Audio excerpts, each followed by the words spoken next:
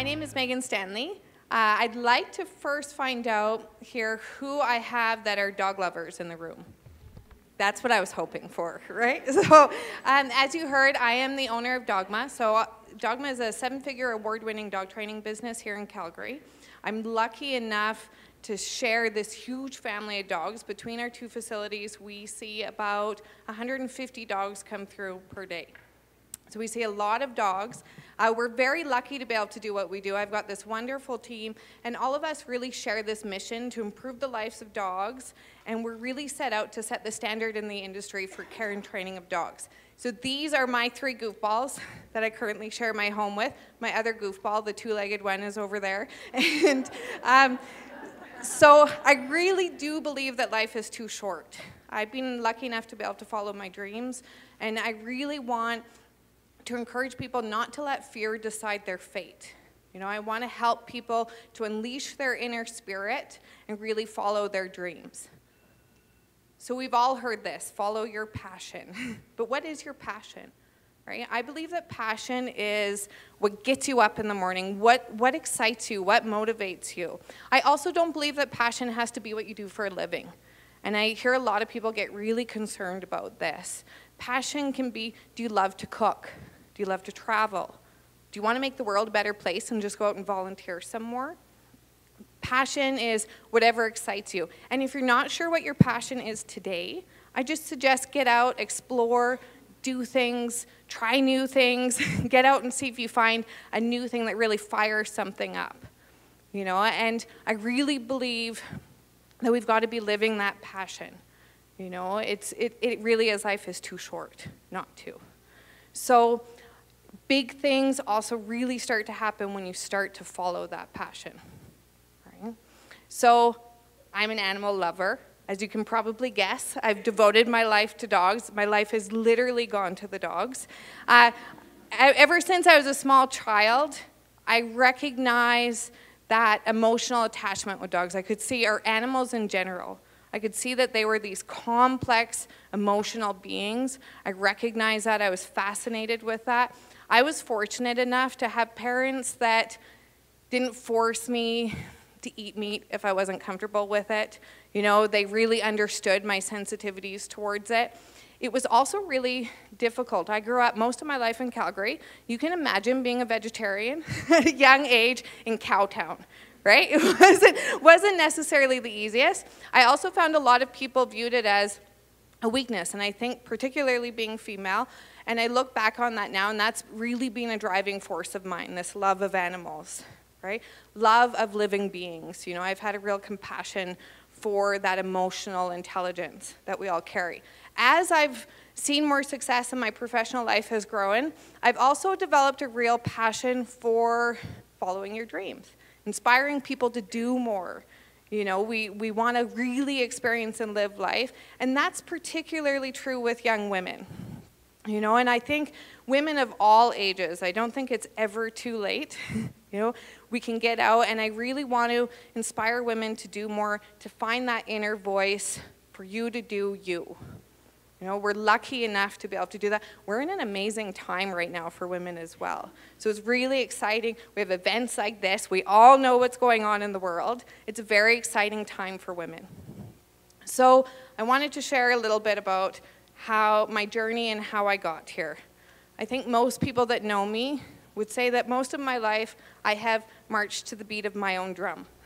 So if someone told me to do something, I wanted to know why. Right? I really wanted to understand why. If someone told me not to do something, as long as it wasn't going to hurt people or wasn't illegal, I wanted to do it. Right? This gave my parents a lot of gray hair. Most of their gray hair, I think they attribute to having me as a child.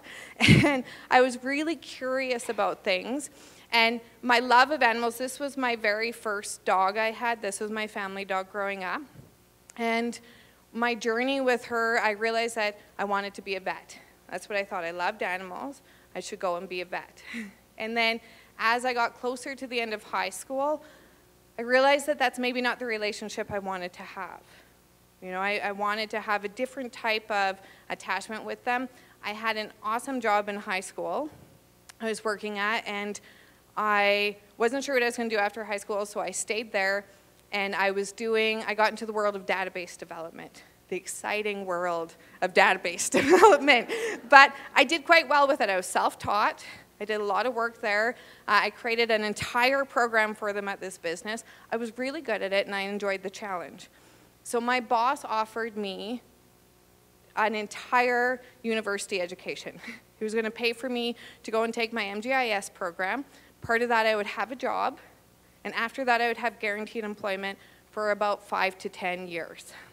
It terrified me, right? I was young. I wasn't even 20 years old yet. The thought of being tied down in a job for that long terrified me. I knew it was an amazing opportunity. My family thought it was amazing, right? Paid university education. It was great. I graciously declined it. And I quit my job. And I went and I signed up for a 5-month e-commerce program. Cost me about $20,000 and went into that. And then I went into the exciting world of software development. And I enjoyed it again. It was a good challenge. But I realized that it wasn't creative enough for me. So I went on and I started, my first entrepreneurial experience was I opened a web design company called Webnology. And it was primarily out of home. I went and I wasn't very comfortable at a lot of networking events. It was really hard to be a young woman in that industry, right? So I started attending women's networking events, built this amazing tribe that Megan was talking about, my herd, that was amazing. And I went and I was doing that, but I just wasn't fulfilled enough. So I started volunteering with the Calgary Humane Society. And as you can imagine, my life completely shot off in another direction. Within that time, a partner that I had, we're all kind of told what we're supposed to do for a living.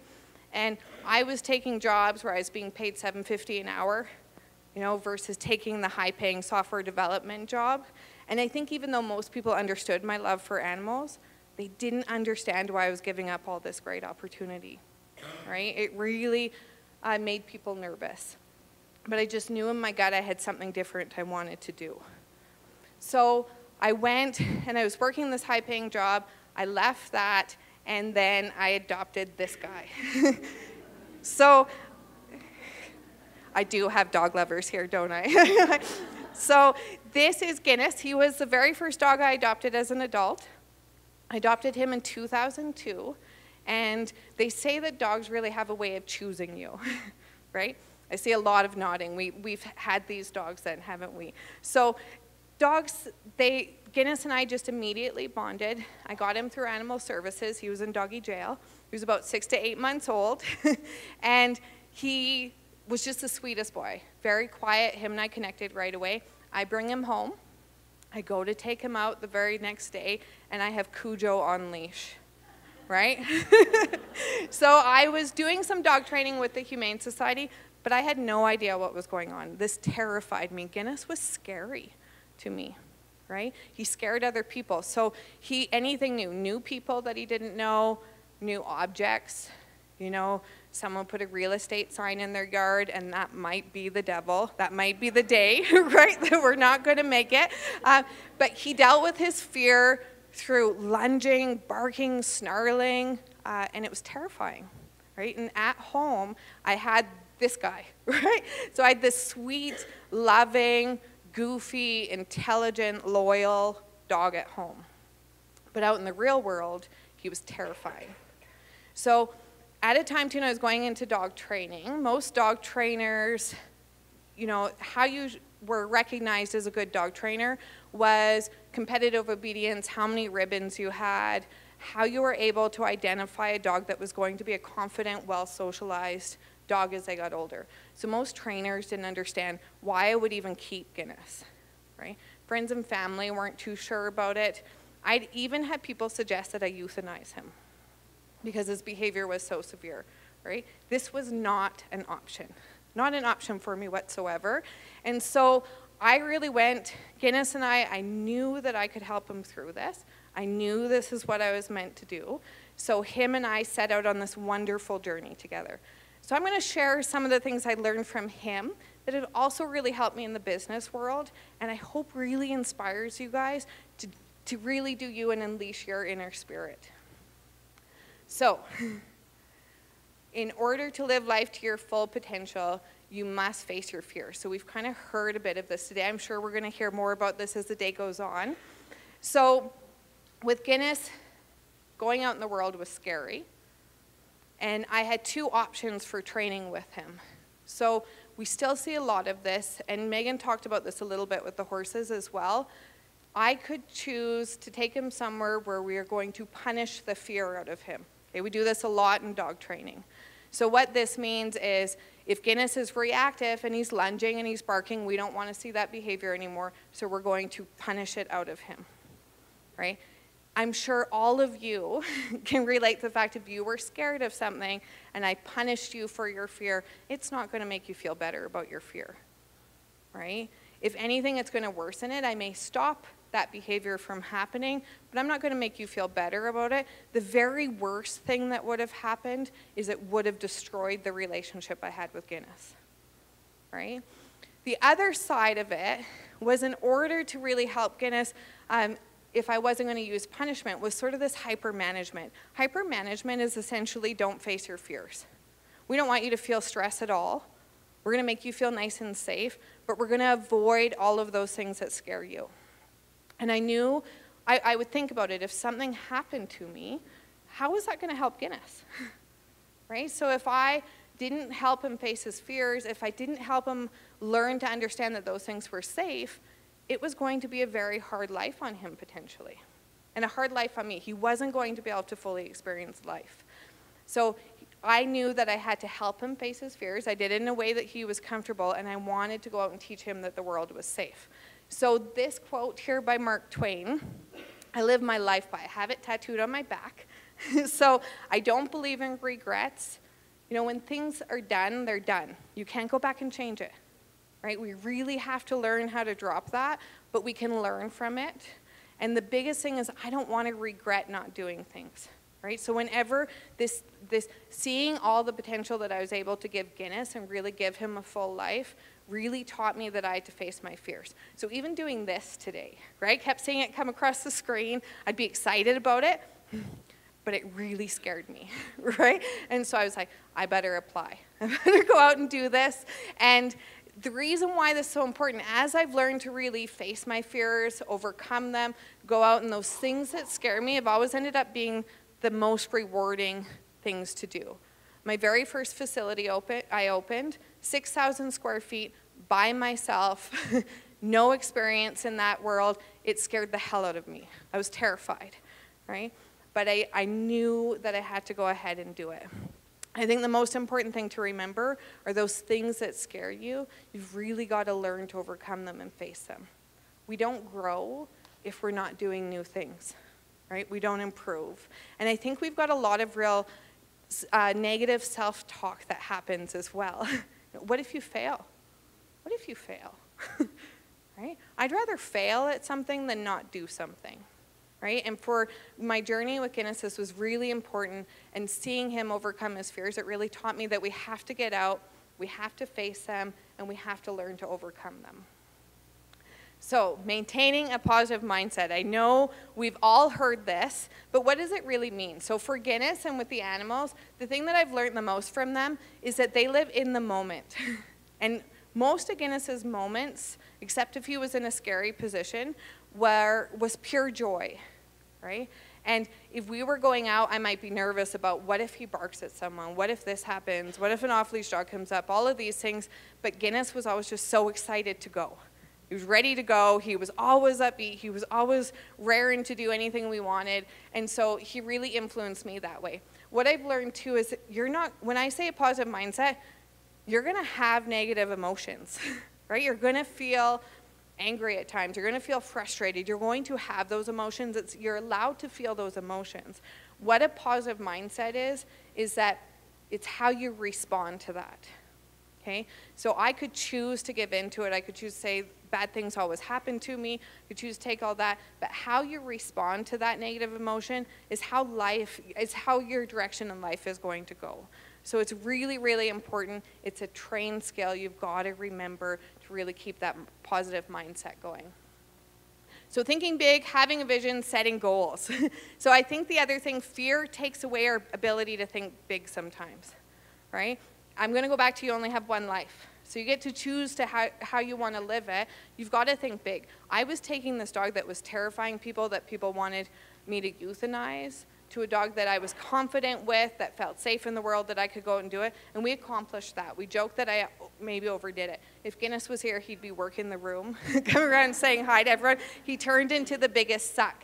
And part of my goals with him, I had really big goals, and I do this within my business and everything that I do. I have big goals. I keep them in front of me. I always want them in my vision, but I set smaller goals that are accomplishable, and I really measure those goals, and I pay close attention to it, right? I always have new things on the horizon. I want to be improving and growing all the time. And Guinness and we had a full training plan as I went through all my work with him. So this is Guinness here. This was it's a little hard to see, but this is his very first time out on his wheelchair. So he was diagnosed with degenerative myelopathy, which is like ALS for humans. And we had about 18 to 24 months left with him. And everything that we did with him, we put him through physical therapy. When he got his wheelchair, we had to take him right outside. We sized it in the house, and he was just raring to go and like taking out the cupboards and everything. So we took him out, and he would go right off-roading. Nothing stopped him. I referred to him as my champion. And the biggest thing to remember when you're doing stuff is that it's not going to be easy when you're chasing your dreams. If you're ever considering doing your own thing in business, I will not tell you it's easy. It's going to be the most challenging, most stressful, hardest times, also the most rewarding. But I truly believe that when things get really tough, that's when people give up. I think the only difference with people that have success with their dreams and the ones that don't is we don't give up during those hard times. Okay? And Guinness really taught me that. If it was easy, everybody would do it. So ignoring the naysayers and the haters. So you can imagine starting this big business, I had lots of people that wanted to tell me what could go wrong. What if this happened? What if that happened? What if this happened? And the thing to remember when you have people doing that to you and shutting down your dreams, they're speaking from their own fear. Okay, so take that fear that they're doing, use it as your fuel to show them otherwise. Okay? Really show that you can go out, and you just have to put your blinders on and don't give in to your own self-talk. I think we can be our worst naysayers too. And so really think about your big things and realize that it's fear talking. The haters, one of the most discouraging things I've had as a successful female entrepreneur is that the more success I have seen, the more negativity I've had thrown at me. And this can be really, really tough. It can be a challenge as we get through. And I've learned to understand where it's coming from. It's also taught me a lot about myself. So I think as women, we're taught that the success of another woman takes away something from our own. You know, so we see that. So I want you guys to remember, if you see someone being successful and accomplishing, you feel that feeling, I would often sit and reflect on it and be like, I want that.